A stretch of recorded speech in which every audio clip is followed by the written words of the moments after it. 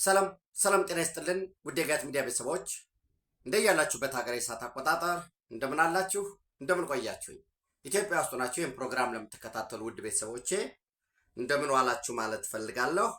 ዕለተ ሐሙስ የካቲት 26 2018 በኢትዮጵያ ዘመን አቆጣጠር ማርች 5 2026 በግሪጎሪያን ካሌንደር የጋት ውሎ አጫጭር መረጃዎች ከዚህ እንደሚከተለው ወደ እናንተ ይደርሳሉ። እጅግ በተለየ ሁኔታ ከሰሞኑ እንደምታደርጉት በብዛት ላይክ አድርጉ፣ ሸር አድርጉ። ይህንን ፕሮግራም በነገራችን ላይ ወደ ውስጥ ሳትገቡ በፊት ሸር አድርጋችሁ ተመልሳችሁ እንደገና ማዳመጥ ጀምሩ። በጣም ወሳኝ የሆነ መረጃ የትም ያልተሰማ አሁን ጋት ሚዲያ በራሷ የጋት ሚዲያ አባሎች በሚያደርሱት ወሳኝ መረጃ ምክንያት ግንባር ቀደም የመረጃ ምንጭ እየሆነ ነው። ይህንን ግንባር ቀደም የመረጃ ምንጭ የሆነው እናንተ የጋት ሚዲያ ቤተሰቦች አስተማማኝ መረጃ አጥርታችሁ አጣርታችሁ ስለምትሰጡ ብቻ ነው ለሚዲያዋ። ይሄ የትም ያልተሰማ ቀዳሚ መረጃና ሰበር ሁልጊዜ እናቀርባለን። ሶስተኛ ልጨምር ነበረ ሰበር የሚል ግን ሌላ መጣራት ያለበት እጅግ በጣም ወሳኝ የሆነ ሰበር መረጃ ስላለን ነው። በወትሮ ልክ እንደ ወትሮ ሁሌ ሰበር ያልነው። ከትናንት በስቲያ ታስታውሳላችሁ መቀሌ ከተማ የሚገኙ የጋት ሚዲያ ቤተሰቦች የሰጡን መረጃ ነው በማለት መቀሌ ኤፍኤም ጽህፈት ቤት ተመልሳችሁ ወደ ኋላ ማየት ትችላላችሁ ብዬ ነው ይሄንን እምላችሁ። መቀሌ ኤፍኤም ጽህፈት ቤት፣ መነን ሆቴል እና ሌሎች ትርንጎ ሆቴል እነዚህ ሊሸጡ ነው። ህወሓት የህዝብን ሀብትና ንብረት መዝረፍ ጀምሯል። በከተማዋ ከንቲባ ዶክተር አታክልቲ የከተማዋ ከንቲባ ነው። በተመሳሳይ የህወሓት ዋና 9 ውስጥ አንዱ ነው። ስለዚህ የራሱ ውሳኔ አይሆንም ወይ የከተማ መስተዳድሩ ውሳኔ ነው ብቻ ብለን አንተውም። የህወሓት ውሳኔ ነው። እንደ ዋናነት የያዙት እነሱ የትግራይ ጊዜያዊ አስተዳደር አሁን ሊያበቃ ነው። የጀነራል ታደሰ ወረደ የስልጣን ዘመን መጋቢት 30 ያበቃል። በዚህ ጊዜ የተከናወነ አስመስለን የትግራይ ህዝብን ሀብትና ንብረት እንዝረፍ ነው። ጨራታ ሊያወጡ ነበረ። ፕሪቴክስት አላቸው፣ ሽፋን ታጋዮችን ለማሳከም ወደ ውጭ ልከን ጭምር ለአካል ጉዳተኞች ካሳ ለመስጠት ከፍተኛ የሆነ የበጀት እጥረት ስለገጠመን የሚሉ ሽፋኖች አሉት። በዋናነት ግን የህዝብና የመንግስትን ሀብት የመዝረፍ ነው። በትናንትናው ዕለት የትግራይ ዲሞክራሲያዊ ስምረት ፓርቲ ስምረት ትክክለኛ መረጃ እንዳለን የሰጣችሁኝ መረጃ ትክክል መሆኑን እኛ ከትናንት በስቲያ ነው መረጃውን ወደ እናንተ ያደረስነው።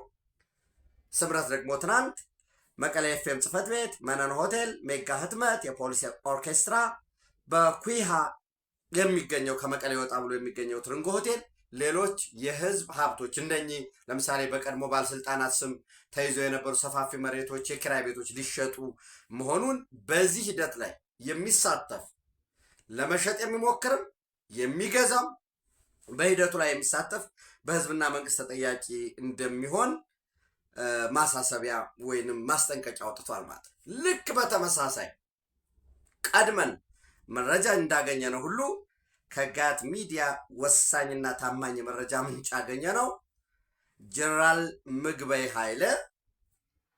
እንግዲህ ጀነራል ምግበይ ኃይለን ታውቋቸዋላችሁ። የምዕራብ እዝ የሚባለው ምዕራብ እዝ አሁን ወልቃይት ጠገዴ ሰቲት ሁመራ ግንባርን ይይዛል።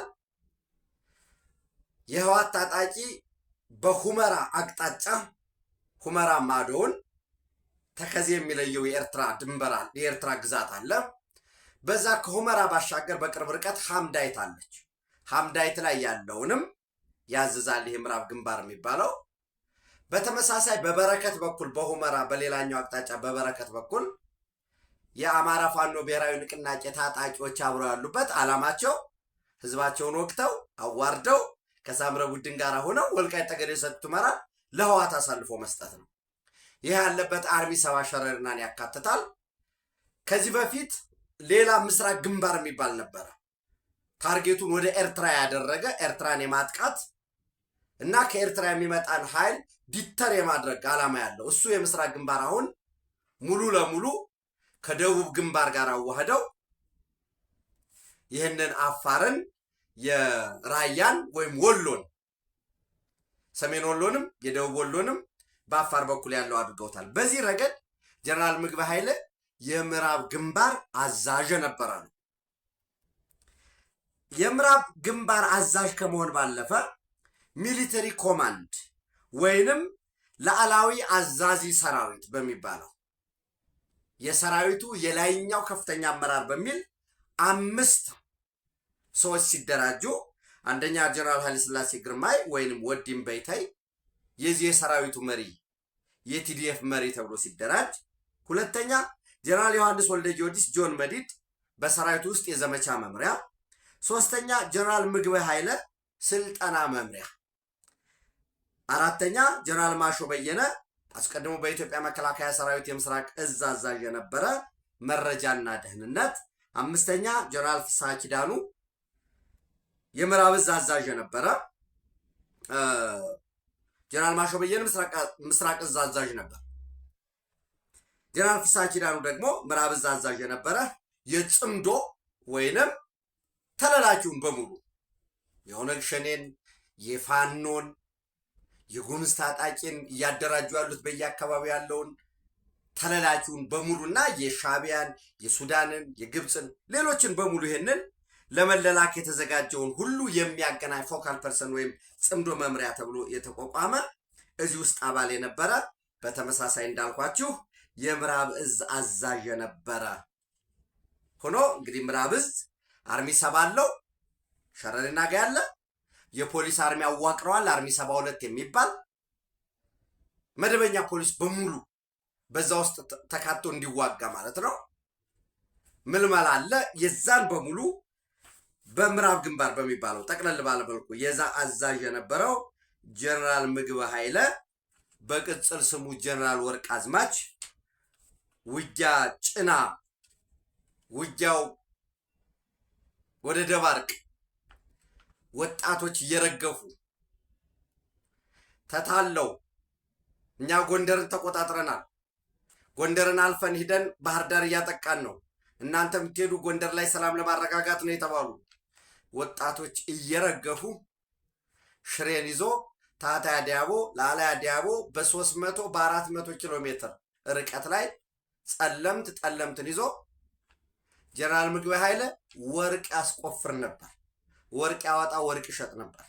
በኮንትሮባንድ ይሳተፍ ነበር። እሱ ሰው ነው እንግዲህ በጽኑ የልብ ሕክምና ክፍል ውስጥ መቀሌ ውስጥ እየታከመ ይገኛል። ቦታውን የተኛበትን ክፍል እየወሰደ ያለውን መድኃኒት የልብ ህመም ደረጃው አይሲዩ ነው ብያቸዋለሁ። ኢትስ ክሪቲካሊቲ እነዚህን በሙሉ መረጃ ወደ እናንተ ማድረስ ይቻላል። ነገር ግን ዳት ኢዝ ፕራይቬት። ጋት ሚዲያ ደግሞ ፕራይቬት መረጃን ወደ እናንተ አናመጣ። ከዚህ በፊት ታስታውሱ ከነበረ ጥቅምት 30 118ኛው የኢትዮጵያ መከላከያ ቀን ሲከበር በቢሾፍቱ ባህር ኃይል ሲከበር በወቅቱ ጀነራል ምግበይ ኃይለ እኛ እጅ ብንሰጥ እንኳን አለ እጅ ብንሰጥ እንኳን አይምሩንም ብሎ ተናግሮ ነበር። ኮማንዶ ሲያስመረቅ የመጽሐፍ ምረቃ ተባለ። ያንን መጽሐፍ ምረቃ ትርኢት ነው ተባለና ግን ኮማንዶ አስመረቁና ያኔ ምንድን ያለው እንዋጋለን እስከ መጨረሻ እኛ እንኳን እጅ ብንሰጥ አይምሩንም አለ። እሱን ፊልድ ማርሻል ብርሃኑ ጁላ የፌድሪ ጦር ኃይሎች ኤታማዦር ሹም ምንድን ያሉት ይህን ንግግሩን ወዳጆች ልከውልኝ አይቸው ነበረ። እጅ ብንሰጥ እንኳን አይምሩኝም አለ ይላል። ከፕሪቶሪያ ስምምነት በኋላ እኮ ጀነራል ምግበይ ኃይለ አዲስ አበባ መጥቶ ነበር። ጓደኞቻችን ተቀብለውታል። በክብር ተስተናግዷል። ውጭ ሄዶ ሕክምናውን ተከታትሎ ተመልሷል። እኛ መንግስት ነን። እኛ እንደነ ምግበይ ኃይሌ ከሃዲ አይደለንም። ከሃዲ ብንሆን ስብሐት ነጋን ፈተን ወደ ውጭ አንልከውም ነበር። ጀነራል ምግበይ ኃይለ እጃችን ላይ ከገባ በኋላ ወደ ውጭም አንልከውም ነበር። ከውጭም ሲመጣ ደግሞ ይዘን ማቆየት እንችል ነበር ብሏል። እና እጅግ ከፍተኛ በሆነ ክሪቲካል የጤና ሁኔታ ሆኖ መቀሌ ውስጥ ተኝቷል ማለት ነው። የልብ ሕክምና እየተከታተለ ነው። በባለፈው እንዳልኳችሁ በሱ ቦታ የምዕራብ ግንባር የሚባለው የወልቃይት ጠገዴ ሰቲት ሁመራን የያዘ በዚህ በኩል እስከ የጭላን ይዞ የሰሜን ወሎን ይዞ የዋግ ኽምራን ይዞ ሰቆጣን ግንባር ይዞ ያንን የሚያካትት ነው። የዛ አዛዥ ወይም የምዕራብ ግንባር አዛዥ በሱ ቦታ አስቀድሞ የአርሚ 42 አዛዥ የነበረ የኮማንዶ አዛዥ የነበረ አሁን ግን የጀነራል ምግበይ ኃይለን ቦታ ተክቶ ጀነራል አብርሃ ተስፋ ወይም ድንኩል የምዕራብ ግንባር አዛዥ ሆኗል። ይሄም ብቻም አይደለም። በዛ በምዕራብ ግንባር ውስጥ ታስታውሳላችሁ አርሚ 11 የምትባላለች ጀነራል ፍስሐ በየነ ወርቃይኑ፣ ይሄ ወርቃማ መነጽር ስለሚያደርግ ነው ወርቃይኑ የሚሉት።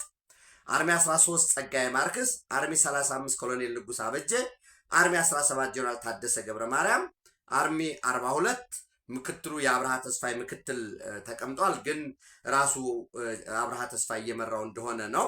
አርሚ 44 ገብረ ጻድቅ አስረሳኝ መቀመጫውን ሽሬ ያደረገ የፖሊስ አርሚ 72 ዛሬ ፖሊስ ኤቢሲ ተብሎ ተከፍሏል ብያቸዋል። ታስታውሳላችሁ።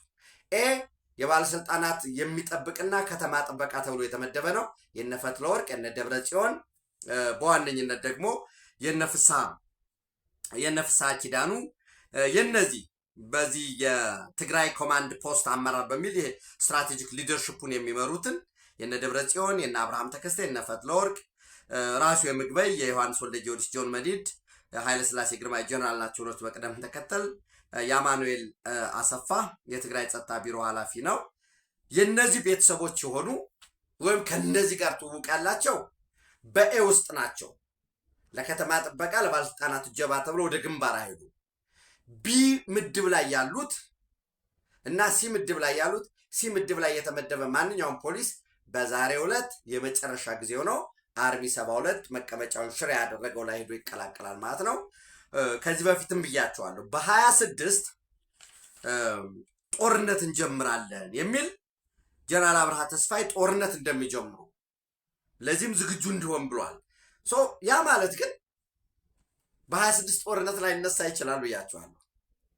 ዝግጅቱን ነው እያንዳንዱን ነው የምናየው እና በዚህ 118ኛው የኢትዮጵያ መከላከያ ሰራዊት ቀን ሲከበር ጥቅምት 18 ቀን 2018 የማትደፈር ሀገር የማይበገር ሰራዊት በሚል መሪ ቃል ቢሾፍቱ የሰሜን ምስራቅና ደቡብ እዝ በጋራ ሆነው ጥቅምት 15 2018 ነው ያከበሩት።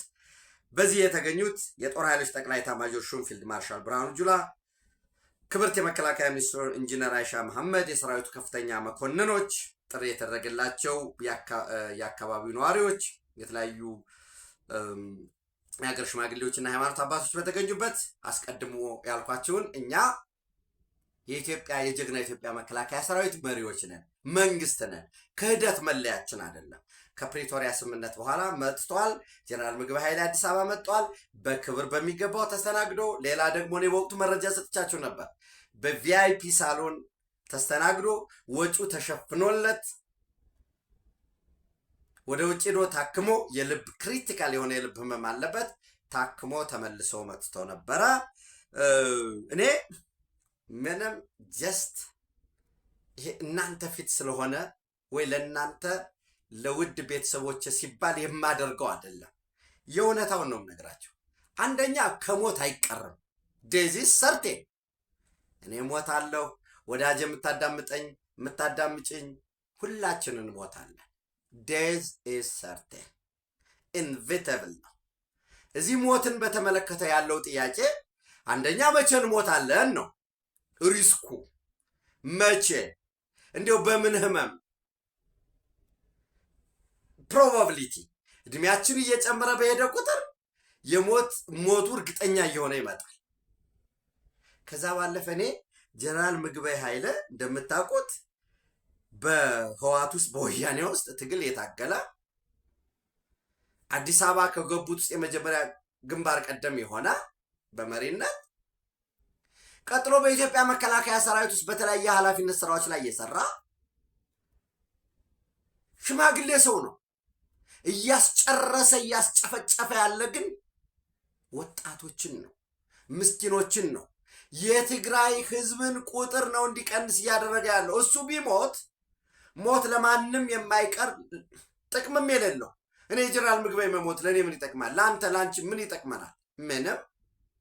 ቢሆን ብንታደል ጀነራል ምግበይ መሆን የነበረበት እኛ እንዲህ አይነት ውጊያ ስለተከተለናል፣ እኛ በሌሎች ሀገራት ላይ በዚህ ጉዳይ ላይ የተጠቀምነው ይሄ ነው የሚል የሚሊትሪ አናሊስት ቢሆን በገባው መጠን እርቅም ቢሰብክ ሰላምን ቢሰብክ ከኛ ተሞክሮ ይሄ ነው። እኛ ኢትዮጵያን ታገልን ብለን ወሳኝ በሆነው የቀይ ባህር ላይ የዓለም የኃይል የሚተላለፍበት ሌሎች በሺህ ኪሎ ሜትር ርቀት መጥተው ኔቪ በሚያቋቁሙበት የእድገታቸው ወሳኝ ከሆነው የቀይ ባህር ጠረፍ ነው ኢትዮጵያን ያራቅናት። ምንም አይነት እርባና በሌለው ርዕዮተ ዓለም ተኮድኩደን ታስረን ተቀፍድደን ተይዘን ኢትዮጵያውያንን እርስ በርስ ስናጋጭ የሌሎች ኃይሎች ተለላኪ ነው የሆነው። አይጠቅምም እያለ እያስተማረ የግል ህይወቱን እንዲኖር ባሻው ባፈተተው መልኩ ቢፈልግ ወደሚያመልከው አምላክ እየሄደ ውጭም እየሄደ የትኛውም ከልጆቹ ጋር እንዲኖር ነው የምንፈልገው። አሁንም ተሽሎት ደህና ሆኖ በጤናው ዲዲአሩ እንዲቀጥል ተፈናቃዮች ባለው በፕሪቶሪያ ስምምነት አግባብ እንዲመለሱ ሌሎችም ህወሓት የሚያነሳቸው ጥያቄዎች አሉ። በፌዴራል መንግስቱ ዙሪያ እየመረጠ ቢሆንም የፕሪቶሪያ ስምምነትን ህወሓት ይመርጣል። ለሱ የሚጠቅመው ሲሆን እነዚህ ተጥሰዋል ይላል። አይ በዚህ አግባብ የሻዕቢያ ሰራዊትን ጋብዛህ አምጥተሃል፣ አብረህ እየሰራህ ነው፣ ሽረ ላይ እንደተፈራ ማሞ አሉ አርቢ ሰባ ጋር እንዲቀላቅልሃል፣ በስምምነታችን በፕሪቶሪያ ስምምነት መሰረት አሸባሪዎችን ላትረዳ ከቃላት አጠቃቀም ጀምሮ ጦረኝነትን ላትሰብክ ተስማምተናል። ይህን አፈጻጸም ሲባል የለም የሚሆነውን ነው የሚያነሳው። ልክ ለህወሓት የፕሪቶሪያ ስምምነት ማለት ብፌ ነው። የሚያስገድደ የለም። ብፌ ላይ የምትፈልገውን ታነሳለህ፣ የማትፈልገውን ትተህ ትሄዳለህ። ይሄ ደግሞ እውነተኛ ሰላም ለማምጣት አይጠቅምም። በከፍተኛ ሁኔታ ሆኖ በጽኑ ህሙማን ኢንተንሲቭ ኬር ዩኒት ውስጥ ነው ያለው። እንዳልኳችሁ የጦርነት ዝግጅቱ አሁንም እንደቀጠለ ነው። በየቤት ለቤት ምንድን ነው ትልቁ ነገር መቼ ጦርነቱን ይከፍቱታል የሚለው ሌላ ነገር ሆኖ ማለት ነው። ነገር ግን ቤት ለቤት አሁንም እያዘጋጁ ነው ያሉት። የምግብ የሚባለውን ደረቅ እንቁላል ይሄ እንዲዘጋጅ እየተደረገ ነው ያለው። በተመሳሳይ በወልቃይት ጠገዴ ሰቲት ሁመራ ዞን የተለያዩ ከተሞች ራሱ ሁመራን ጨምሮ ዳንሻን፣ ወፋርግፍን በሁሉም አካባቢዎች ወልቃይትንም ጨምሮ ሰልፎች እየተካሄዱ ነው። በሰልፎቹ ላይ በነቂስ የወጣው የአካባቢው የከተሞች የከተማ አስተዳደሮች ነዋሪ የተለያዩ መልእክቶችን እያስተላለፈ ነው። በዋነኝነት የፌዴሬሽን ምክር ቤት ውሳኔን ተከትሎ ብሔራዊ ምርጫ ቦርድ የ5 የምርጫ ጣቢያዎችን ለጊዜው ከትግራይ ክልል ወጥተው የፓርላማ ተወካዮች እንዲመርጡ ነበር። ታስታውሳላችሁ። ያው ይሄ ብዙ ነገር መረጃ ስለተለዋወጥንበት እነዚህም ደግሞ የውድብ ዲሞክራሲያዊ ስምረት ትግራይ ወይም ስምረት ክስ መሰረተ፣ ለጊዜው ታግዷል። እሱን ተከትሎ ደግሞ የወልቃይት ጠገዴ የማንነት ኮሚቴ ደግሞ ጣልቃ ገብነት ጠይቋል። ያም ብቻም አይደለም። የወልቃይት ጠገዴ ጣልቃ ገብነት መጠየቅ ብቻም ሳይሆን በነገራችን ላይ የፌዴሬሽን ምክር ቤት ውሳኔ እንዲጸና እንዲቀጥል በሚል አንድ ፓርቲ የራያ ራዩማ ዲሞክራሲያዊ ፓርቲ ራዴፓም እንዲሁ ትክክል ነው ከትግራይ ምርጫ መውጣታቸው፣ ነገር ግን ጥያቄያቸው እነዚህን የራያ ራዩማ ዲሞክራሲያዊ ፓርቲ ጥያቄው ደግሞ ክልል እንሁን የሚል ነው። ክልል እንሁን የሚል አንዳንድ የተለያየ ነገር ያነሳሉ። ኤኒዌይስ ምንድን ነው የሚለው የራያ ራዩማ ዲሞክራሲያዊ ፓርቲ በ24/6/2018 ከሁለት ቀን በፊት ያወጣው ማለት ነው የፌዴሬሽን ምክር ቤት በራያ ምርጫ ክልሎች ያስተላለፈው ውሳኔ እንዲጸናልንና ጥያቄው ላይ ማስተካከያ እንዲደረግልን ስለመጠየቅ በሚል የኢፌዴሪ ፌዴሬሽን ምክር ቤት ውሳኔ ቁጥር የኢፌዴሪ ፌዴሬሽን ምክር ቤት ውሳኔ መሰረት ጥር 25 18 ዓመተ ምህረት የተጻፈለትን ደብዳቤ መነሻ በማድረግ የኢትዮጵያ ብሔራዊ ምርጫ ቦርድ የካቲት 16 2018 ባወጣው መግለጫ የራያ ኮረም፣ ኦፍላና ራያ አላማጣ ምርጫ ክልሎች ከትግራይ ክልል ወጥተው ቀጥታ ለፌዴራል ተወካዮች ምክር ቤት እንዲወዳደሩ መደረጉ የራያ ህዝብን ህገ መንግስታዊ ዲሞክራሲያዊ መብትን የሚያስከብር ብሎም ህገ መንግስታዊ ጥበቃ በተገቢው የሰጠው ውሳኔ ነው። ይህ ውሳኔ ዜጎች ከመምረጥና መመረጥ መብታቸው እንዳይገለሉ የሚያደርግ መሆኑን የብሔር ብሔረሰቦችና ህዝቦች መብቶች በዲሞክራሲያዊ ውክልናና ተሳትፎ መረጋገጥ እንዳለበት የሚደነግገውን ህግ የፌዴሪ ህገ መንግስት አንቀጽ 8(1)(3) የተከተለ እንዲሁም የህገ መንግስቱ አንቀጽ 38 የህዝብ የመምረጥና የመመረጥ መብት የጠበቀ ስለሆነ አግባብነት ያለው ውሳኔ ነው ይልና ውሳኔ ነው ብሎ ራዴፓ ይቀበለዋል። ስለሆነም የፌዴሬሽን ምክር ቤት የወሰነው ውሳኔ አግባብነት ያለውና የራያን ህዝብ የዘመናት የማንነትና ራስን በራስ የማስተዳደር ጥያቄን የሚመልስ በመሆኑ ፓርቲያችን ራዴፓ አክብሮቱን ይገልጻል። በውሳኔው እንዲጸናም ያሳስባል። ይህ በእንዲህ እንዳለ የተከበረው ምክር ቤት በክቡር ምክትል ጠቅላይ ሚኒስትር አቶ አደም ፋራህ የሚመራው ከፍተኛ የፌዴራል መንግስት አመራሮች ልዑካን በ2013 ዓ.ም ወደ ራያ ወረዳዎች በተለይ ደግሞ በራያ ዋጃ፣ ራያ አላማጣና ራያ ኦፍላ ኮረም ሂደው ህዝቡን ሰብስበው ባወያዩ ጊዜ የነበረው ህዝባዊ ጥያቄ የራያ ማንነትና ራስን በራስ የማስተዳደር በቅንፍ የክልልነት ጥያቄ እንደነበር የልዑካን ቡድኑ ለምክር ቤቱ ያቀረበው ሰነድ እንዳለ ይታወቃል። ከጉብኝቱ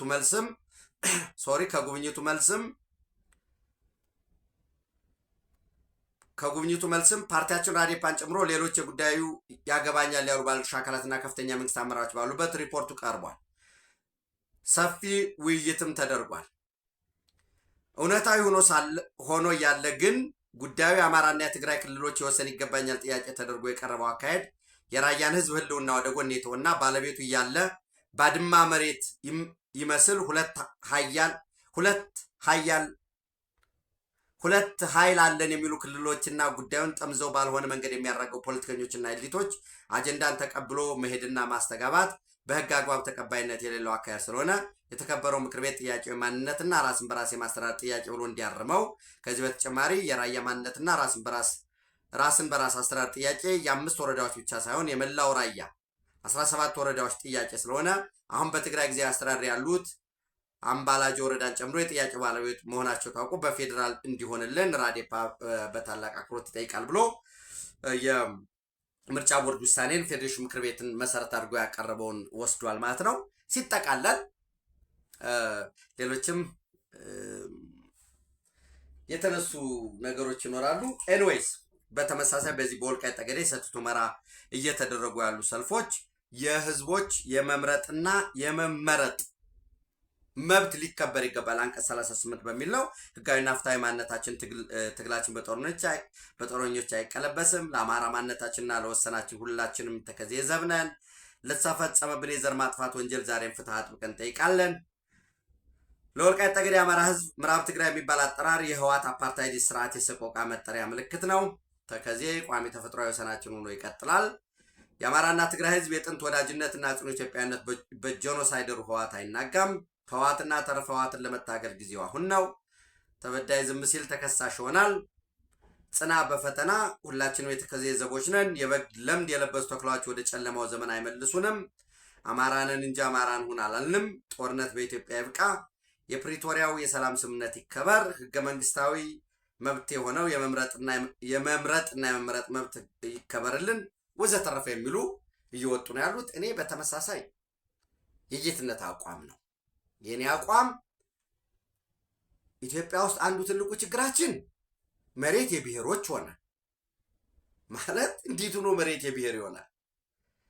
ለምሳሌ እኔ 150 ካሬ ሜትር ቦታ ካለችኝ የኔ ነች እንጂ መሆን ያለባት ለምንድን ነው የብሔሩ የምትሆነው ያቺ መሬት? ኦኬ የኔ ትሁን ንብረትነቷ አንድ ነገር ግን ለአጠቃላይ ልማት ሲባል የሚነሳ ለዛ ደግሞ አስፈላጊው ካሳ የሚሰጠኝ ይሁን። አሁን እኛ ሀገር ላይ መሬት የብሔር ስለሆነ የብሔር ማንነት ያለው ሩሲያም የሚኖር አውስትራሊያም የሚኖር እዚህ ካምፓላ፣ እዚህ ደቡብ ሱዳን፣ እዚህ አዲስ አበባ የሚኖር የነዋሪው በዛ መሬት ላይ አርሶ አጭዶ ከምሮ ወቅቶ አትክልትና ፍራፍሬም አምርቶ ከብቶችን አሰማርቶ በግጦሽ ወዘተረፈ የህይወት ዘይቤው ከዛ መሬት ጋር የተዛመደ የሆነ ሰው ይሁን። ያ እንግዲህ የፖሊሲ ለውጥ የህገ መንግስት ለውጥ ያስፈልገዋል። ያ እዚህ እስክንደርስ ድረስ በተደጋጋሚ ለወዳጆቼ ለጓደኞቼ በተለያየ አግባብ ለእናንተ የመውጫ መፍትሄ ብዬ የማቀርበው ትምክት እንዳይሆንብኝ እንጂ በቃ ከዛ ውጭ መውጫ መፍትሄ የለም የምለው የራሴ መንገድ አለ። ይህን ችግር ለመፍታት በዘላቂነት አንደኛ መሬትን የዜጎች ማድረግ ነው። እዛ ያለው ከዳንሻ ሲሰራ ይኖረ ቤት የሰራ ተበድሮ ተርቦ ተጠምቶ ተለቅቶ መከራ አይቶ እንቅልፉን ሰውቶ ቤት የሰራ አንድ የትግራይ ወገናችን ካለ ይምጣ ወደ ቤቱ። ካለ ሳይሆን አለ በተፈናቃዮች ጣቢያ ውስጥ ሆኖ ክረምቱን ቁሩን ችግሩን አያሳልፍ። ይምጣ ተፈናቃዩ መጀመሪያ ሆስቴጅ አይሁን። እንዴት ነው ኢትዮጵያ እኮ ከሰሜን ጫፍ እስከ ደቡብ ጫፍ ከምዕራብ ጫፍ እስከ ምስራቅ ጫፍ አባቶቻችን በጥበብም ደማቸውን አፍስሰው አጥንታቸውን ከስክሰው ሁሉም ኢትዮጵያዊ ያተረፈው ግዛት እንጂ የሆኑ ሰዎች እኮ አይደለም። ዛሬ ቢወረር የሆነ አካባቢ ቢወረር በጋራ ሄደን የምንሞትለት አንድ ሰው አሜሪካ ሂዶ አያቶቹ ያልሞቱበት ቅድመ አያቶቹ ያልተፋለሙበት በዛ በተረጋገጠ ህጋዊ አሰራር መሰረት ሀብት ንብረት አፍርቶ ልጆች ወልዶ አሳድጎ አስተምሮ ለቁም ነገር አብቅቶ እየኖረ ከነሱ የዲሞክራሲ ትሩፋት ነው ተካፍሎ እየኖረ ሀብትም እየሰራ ያቁሞ ቀር ግን ከዚያ ስርዓት ከዚያ መልካም ነገሩ እንደማምጣት እዚህ ለቦምብ መግዣ ለጥይት መግዣ ልኮ አገሬውን ያባላል፣ ምስኪን ህዝቡን ያጋድላል። ይሄ ተገቢ አይደለም ነው እያልኩ ያለው። ይሄ ጋት ሚዲያ አቋም ነው። ተፈናቃዮችን መለሱ፣ ከዛ ይረጋጉ፣ ከዛ በየት በኩል እንተዳደር የሚለውን ይወስኑ። በትግራይ በኩል ሂደን እንተዳደር ወይ ወደ ትግራይ እንሁን ወይ ወደ አማራ ክልል እንሁን ወይ? አይ የለም ራሳችንን ችለን እንተዳደር። አይ የለም ወደ አማራ ክልል የሚባለው ቀርቶ የበጌምድር ጠቅላይ ግዛት ይሁን ወይ ክልል ይሁን ወይ ስቴት ይሁን ወይ እሱን መነጋገር ይቻላል። አጠቃላይ ደግሞ እንደ ሀገራዊ የሆነ ይሄ ይሁን የሚል ይምጡ። ለምንድን ነው የጦር መስበቻ የሚሆኑ? እንዲመጡ ተፈናቃዮች ይምጡ የሚል መፈክር፣ ተፈናቃዮች በአስቸኳይ ይመለሱልን ወንድሞቻችን የሚል ጥያቄዎች ሊኖሩ ይገባል አለሁኝ። ሰልፎቻችን ብሽሽቅ መሆን የለባቸውም። እዚህ የሚደረገው ሰልፍ እዛ ላለው ጽንፈኛ ምግብ ሊሆን አይገባል። እዛ ያለው ጽንፈኛ ሆም ብሎ ፕሮቮክ ሲያደርግ እዚህ ያለው እየተቀበለ እያስተጋባ እንደ ቴኒስ ከዚህ ወደዛ ከዚህ ወደዛ ሲባል ሲለጋ የሚሰቃየው ከመሃል አገሬው ወገናችን ነው። ይሄ ሊያበቃ ይገባል የሚል እምነት አለኝ። ጦረኞች ወደ ልቦናቸው እንዲመልሳቸው በተመሳሳይ የጋት ሚዲያ ምኞት ነው። ይህንን ካልኩኝ ዛሬ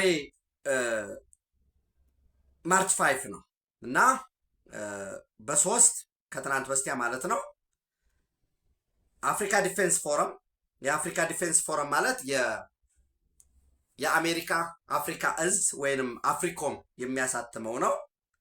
በማርች 3 ከትናንት በስቲያ እንዳልኳችሁ ቴንሽንስ ፐብል አሎንግ ኤሪትሪያ ኢትዮጵያ ቦርደር የሚል ሀተት አውጥቷል። ውጥረት ወይንም የግጭት ስሜት ምንድን ነው? ይሄ ፐብል ማለት ተቀጣጥሏል፣ እየተፍለቀለቀ ነው ወይም ሊፈነዳ ነው የሚል ትርጉም ያለው አውጥቷል። በዚህ ላይ ዋናው መልእክት የተላለፈው አንደኛ ኢትዮጵያ የቀይ ባህር ጥያቄ እንዳለት ከዛ በፊት የአፍሪካ ዲፌንስ ፎረም በየ4 ወሩ የሚወጣ በአፍሪካ ደረጃ ያለውን የአፍሪካ ሀገራትን አጠቃላይ የሰላምና የደህንነት የሚሊተሪ ስትሬንግዝ ያው ዝም ብሎ ዝርዝር ውስጥ ሳይገባ አጠቃላይ አቋሞችን ፕሮፌሽናል በባለሙያ መልኩ የሚያሳትም ወታደራዊ መጽሔት ነው። ሚሊተሪ መጋዚን ነው። በየ3 ወሩ ማለት ነው። በአመት 4 ነው የሚታተመው እና መቀመጫውን ጀርመን ስቱትጋርት ነው ያደረገው። አፍሪኮም የአፍሪካ ኮማንድ ዩኤስ አፍሪካ ኮማንድ በዛ በኩል ነው የሚወጣው። ለዓለም አቀፉ የሚሊተሪ አናሊስቶች ሀገራት፣ ወታደራዊ ተቋሞች፣ የወታደራዊ ምርምር ተቋማት፣ ሰላምና ደህንነት ላይ የሚሰሩ የዚህ ኮንፍሊክት አናሊስት የሰላም ጉዳይ የሚያሳስባቸው እዛ ያን ተከትሎ የሰብአዊ መብት በሙሉ ምንድን ነው ግጭት አለ ወይ፣ ወደ ጦርነት ያድጋል ወይ፣ እንዴት ሊፈታ ይችላል የሚሉትን የሚተነትኑበት ነው። በዚህ ምን ይላል? ኢትዮጵያ የቀይ ባህር ጉዳይ እንደምትፈልግ፣ የኤርትራ ሰራዊት የኢትዮጵያን ድንበር ጥሶ በአደባባይ እንደሚንቀሳቀስ መጽሔቱ አስቀምጧል። ምን ይላል? በመቀሌ በዛላምበሳና በአዲግራት በግላጭ የኤርትራን ዩኒፎርም ለብሶ ይንቀሳቀሳል ይልና በሐምዳይት በሁመራ ማዶ ያልኳቸው የህወሓት አርሚ አለ። በዛ አዛዦቻቸው ቁጥሩ ኤቭሪቲንግ ይታወቃል። ራሱ የሐምዳይት ላይ ደግሞ ዝግጁ ሆኖ በሁመራ በኩል ጥቃት ለመፈጸም ዝግጁ የሆነ የሻዕቢያ መካናይዝድም እግረኛም አለ። ከዛ ይልና የኢትዮጵያን ሰራዊት ተመሳስለው የኢትዮጵያን ሰራዊት ትጥቅ ለብሰው ወደ ኢትዮጵያ ድንበር የሚገቡ የሻዕቢያ ወታደሮች አሉ ብሎ ያስቀምጣል። ኢንፊልትሬት ያደርጋሉ ባይ ፖዚንግ አዝ ሬዚደንትስ፣ ነዋሪ መስለው የኢትዮጵያ ሰራዊት መስለው፣ ነገር ግን የኢትዮጵያ መከላከያ ሰራዊት በየጊዜው እየተከታተለ እየያዛቸው ነው ይላል። ከዛ ይህንን ወስደው የሻዕቢያ ፕሮፓጋንዲስቶች ጸረ ኢትዮጵያ የሆኑ ኃይሎች በእነሱ ቤት እና ለመንጋው ለኢትዮጵያ ነው የምንታገል ነው የሚሉት፣ መረጃ እየሰጠን ነው ይሉታል። የለም በሰሜኑ የሀገራችን ክፍል በጦርነት ወቅት እኮ ይሄ የኢትዮጵያ መከላከያ ሰራዊት ልብሱን ሰጧቸው ነው፣ የኢትዮጵያ መንግስት ወይ መከላከያ ሰጧቸው ነው፣ ያንን ለብሰው ነው የሚመጡ ይላሉ። አሁን እንግዲህ እግዚአብሔር ያሳያቸው። መቼስ ፕሮፓጋንዳ መብታቸው ነው። ጠላትህ አንተ አትወስንለትም። የጠላትህን ፕሮፓጋንዳ አንተ ነህ ማሰብ ያለብህ በምን አግባብ ነው የሚለው እንጂ እነሱ ይህንን ልብስ ለብሶ ነው ሲሉ ልብሱ አይቀይርም፣ ልብሱ አያልቅም ማለት በቃ ዝም ብሎ ጸረ ኢትዮጵያ ጸረ መንግስት ሆነህ ኢትዮጵያዊነትን የማሸሻት ስራ ነው በትልቁ። ይሄ እንዳልኳችሁ አፍሪካን ዲፌንስ መጋዚን ከምንም በላይ ወይም አፍሪካ ዲፌንስ ፎረም ኤዲኤፍ ከምንም በላይ ይሄ መጋዚን የኤርትራ ሰራዊት የኢትዮጵያ ሉዓላዊ ግዛትን ጥሶ መግባቱን በጦርነቱ ወቅት አስቀድሞ በሰሜኑ የሀገራችን ክፍል ጦርነት ወቅት ከፍተኛ የሆነ አትሮሲቲ መፈጸሙን፣ ግጭት ጸብጫሪ መሆኑ፣ ነገ ጦርነት ቢነሳ ሌሎች ሀገራት አናሊስቶች ይህንን ይወስዳሉ። ለዛ በጣም ወሳኝ የሆነበት ሁኔታ ነው ያለው። በመካከለኛው ምስራቅ ጦርነት ዙሪያ ላይ እንግዲህ አሜሪካ ከቢቱ ስውር ቦምብ ጣዮች ባሻገር ቢቱ ስትራቶፎር ትረስ የሚባለውን ግዙፍ ቦምብ ጣይ እስከ 30,000 ኪሎ ግራም ድረስ የሚጥል ይህን ተጠቅማ የሚሳይል ፋብሪካዎችን፣ ስትራቴጂክ ተቋማት በተለይ የባህር ኃይል፣ የኤርፎርስ፣ የኔቪ ማዘዣዎችን በሙሉ እየደበደበች ነው። መረጃዎች የወጡ ነው። በተመሳሳይ ኢራን በርካታ ሚሳይሎችን ወደ እስራኤል ተኩሳለች።